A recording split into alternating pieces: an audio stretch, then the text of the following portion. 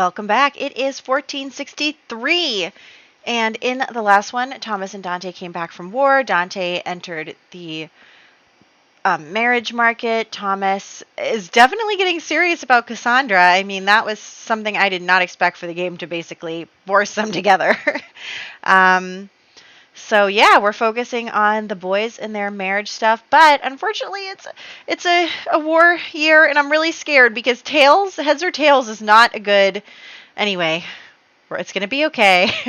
The Battle of Towton on March 29th, 14th. Okay, so also I switched around some of the wars because in like the Ultimate Decades Challenge, some of them were like wars in the same year and blah, blah. I didn't want to roll for that all at once, so we're going to roll for it.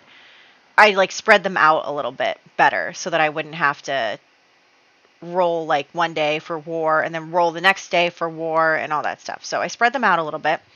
The largest and bloodiest battle ever fought on English soil. Two huge armies confronted each other in the middle of a snowstorm, and it was a decisive victory for the Yorkists. Oh my gosh, okay. It's going to be okay. We don't have to worry just yet. It's only a 4 in 20 chance, and then another 50%. So let's roll for Malcolm Payne, who was born in the last one, and his mom died. Now both of their parents are dead, and that is just wild to me. So he survived. Helga Payne, no, what is it, 4, 8, or 12? Yeah, 4, 8, or 12. Oh gosh, okay. Ooh, that was a close one.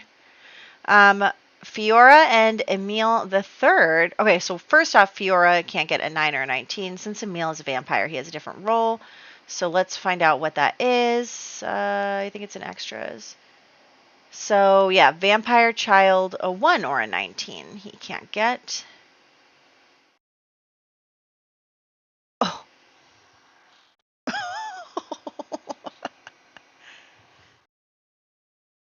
How does this even happen?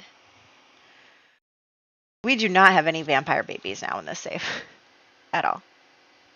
All right, Randolph. I don't really want Randolph to die because... Okay, sorry, the dog distracted me. So, I don't really want Randolph to die because I like that he's kind of playing a role in the marriage situation we've got going on. And also, he is the last land grab. So, let's see. No, 2, 6, 11, 13, 14. Oh, Randolph. He survived. Okay. And then Osmi has to get... Oh, no. She's the only adult left in that household. Osmi has to get at least a 9? No. Who am I going to put these Payne children with? Okay, we also have to roll for... Oh my gosh, can you believe this? Yeah, she's the only... Oh, wait. Are any of these kids aging up? No. Well, what am I going to do here? Okay, well, the Payne family is part of our family because El Rosario was a Payne. Who could... But Adelaide is dying like next year too. Should we go like this? I mean, Thomasina is related to them through marriage. Maybe...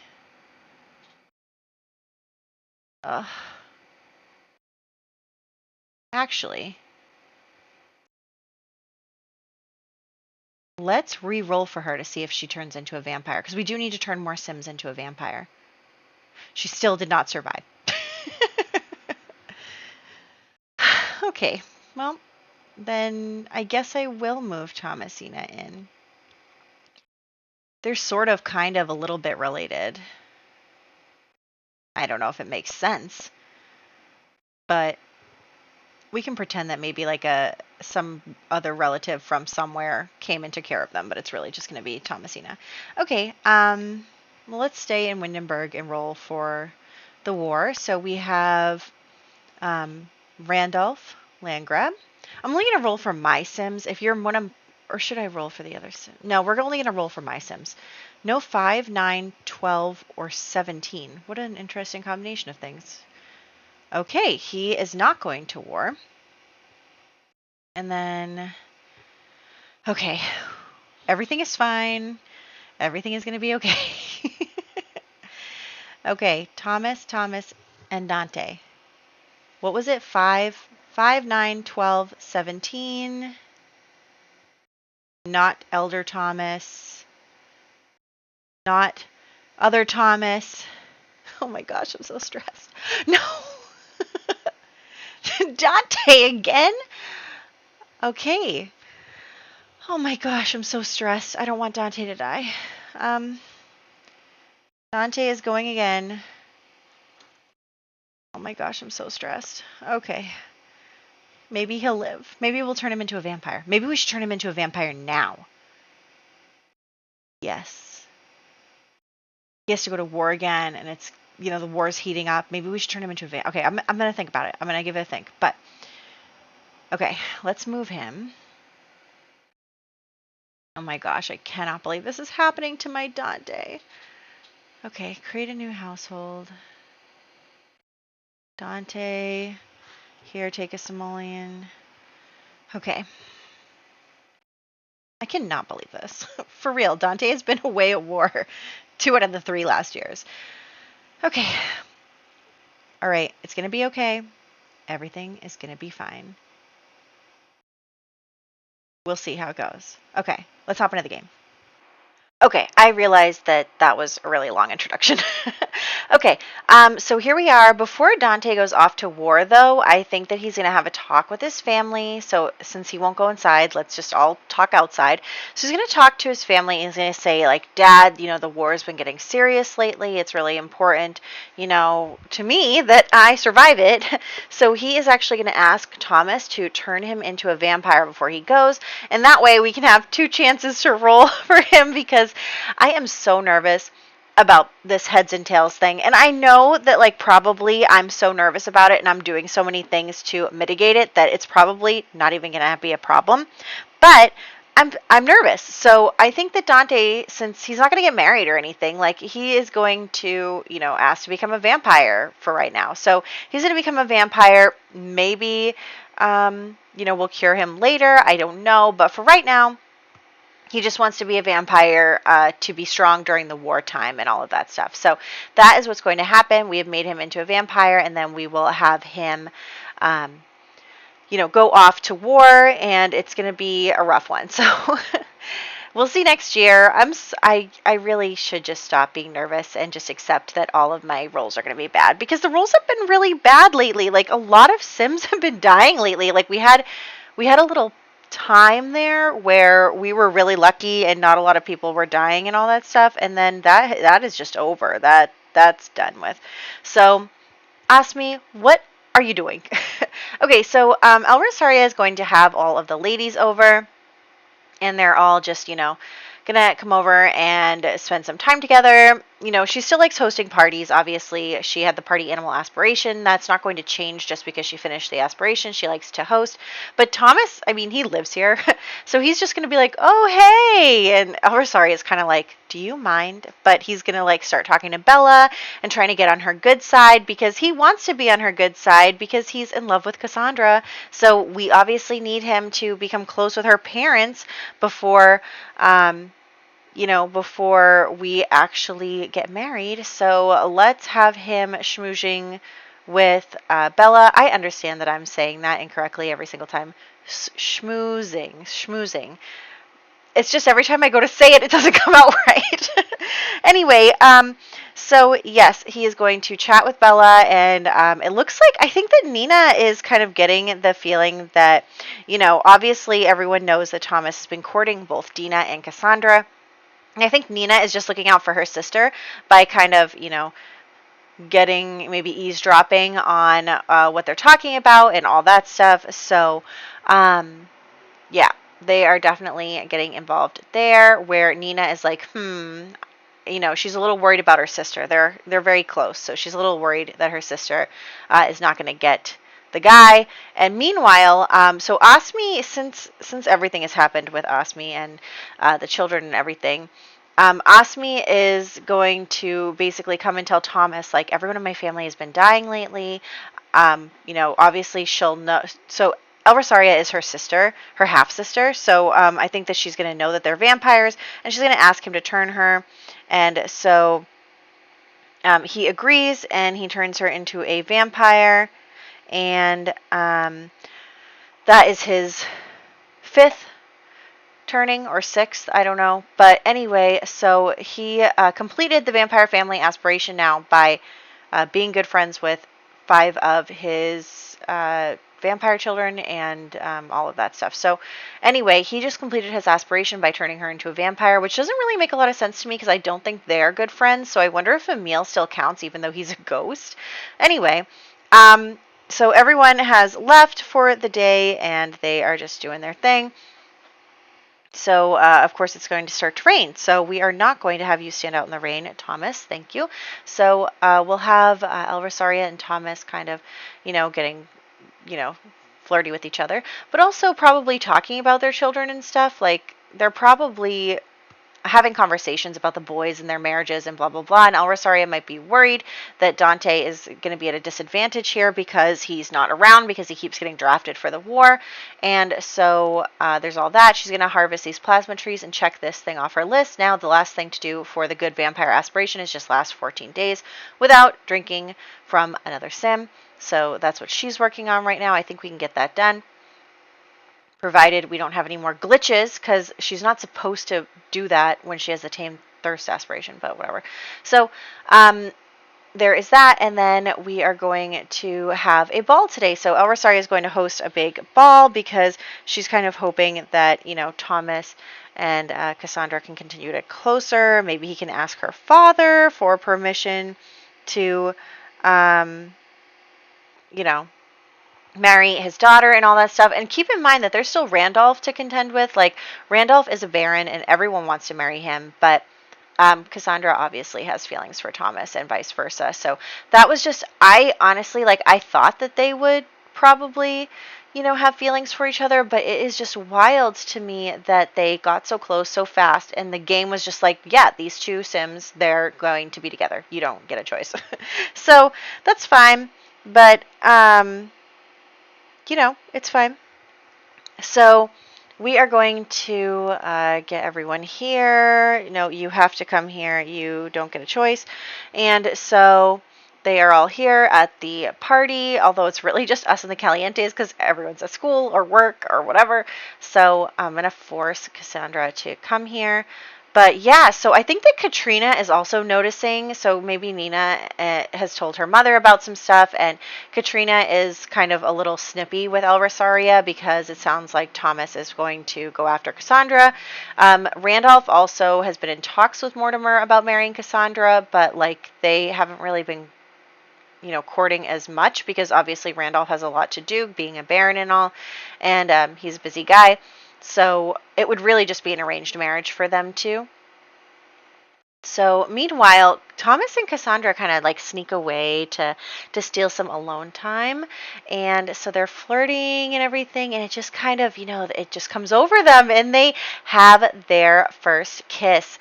And Nina Caliente sees them. She sees them having their first kiss. And so they have been caught. And so, but it doesn't seem like they noticed.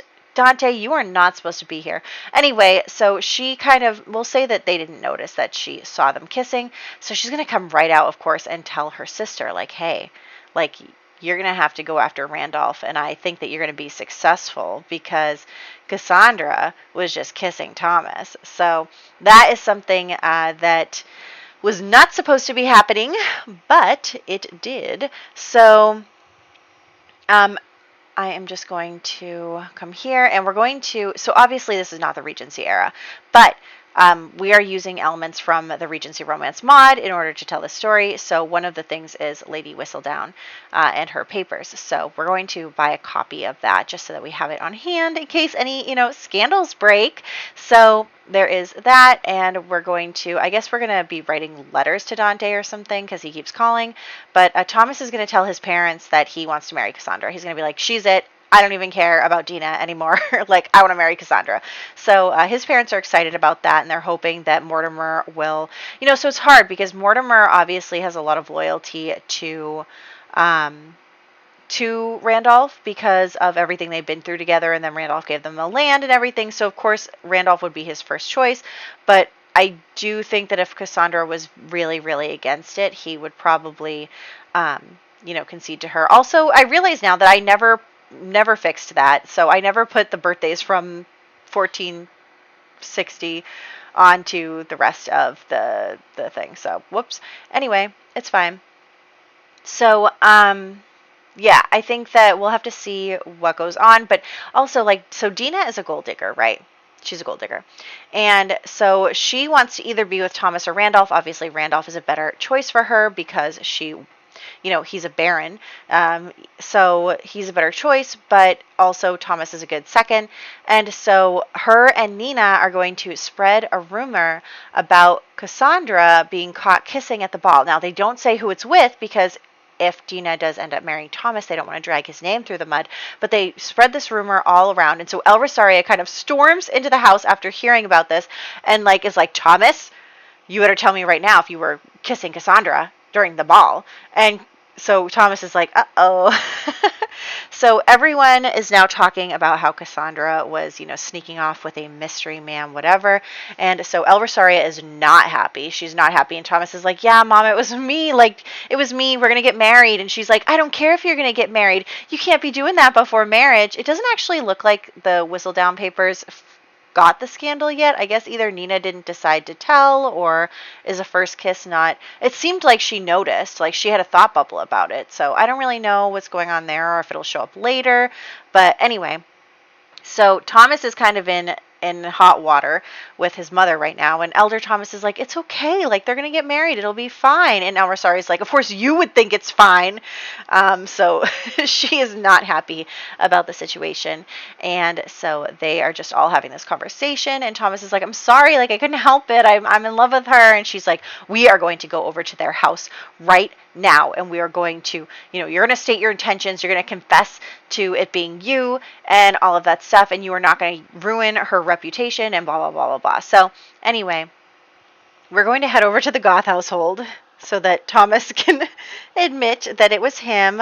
Probably Cassandra told her parents already that it was Thomas and that she intends to marry him, but they are probably also not happy because, obviously that's not good. It's not a good rumor to be going around, and I'm sure that, I'm sure that Randolph is not really going to want to marry her after hearing about this. So Mortimer is not happy that kind of broke down between them, and I'm sure he's embarrassed about his friend and all of that stuff. So anyway, we're going to come over here, and Thomas and Cassandra are going to kind of, put up a united front between Mortimer and, the family and everything, and basically state their intentions to get married. And so we will actually get them married next year. So basically, they're just saying, hey, can we wait until Dante gets back from war? Because I really want my brother to be at my wedding and all that stuff. And it seems like Mortimer really likes Thomas. Thomas kind of has a weird sentiment about Mortimer, but what are you wearing? Anyway, so Mortimer has two impressed sentiments about Thomas. So I think that he probably is really glad that Thomas isn't just some guy that was kissing his daughter and then is going to, ruin her reputation and run away. Look at him standing pensively by the fireplace. Anyway, so he is happy that Thomas is going to take responsibility. And also Thomas is a good fit for a husband. He's very wealthy.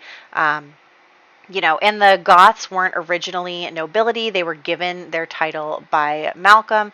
So, through Malcolm. I'm sure that Malcolm doesn't have the ability to just hand out titles, but you know what I mean. So, so they're going to talk, and, they don't have any grudges against people who weren't born noble because of their situations.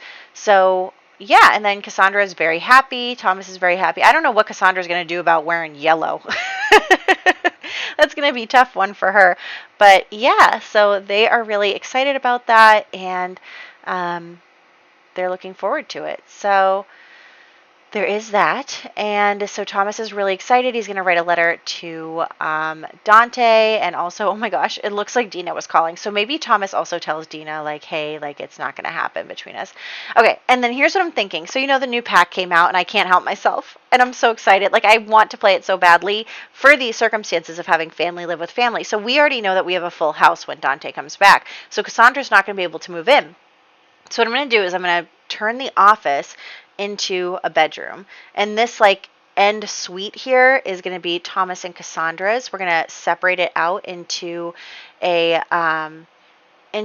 separate residence inside the house.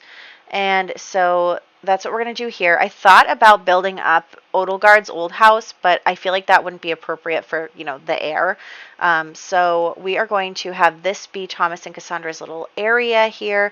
They are going to live in there. We'll move Dante into the big bedroom upstairs, and we'll probably use Dante's bedroom for any children that are born in the next couple of years. So what I'm going to do is Thomas and Cassandra are going to have like a nice early married life, right? They're going to have a good time, and we are not going to worry too much about them. They are going to just, be in their honeymoon phase and all of that stuff while we get Dante and Tiffany and Francesca married. So until we get pairings off for those other siblings there, we're not really going to worry about Madalena or Ginevra, but once we get, it's just the next couple of years, Thomas and Cassandra won't be in the main household, even though Thomas is the heir. So that's what I'm thinking. Maybe we'll play like a day here and there with them, like, on and off we'll play. But anyway, that's what I'm thinking, because I want to use the new pack for things like family living with family and being able to have a bigger household because of that. So that's going to be really exciting.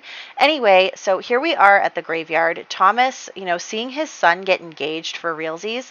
Oh, hey, there's Adelaide. I think she's dying next year, you guys. But anyway, so seeing Thomas, like, really getting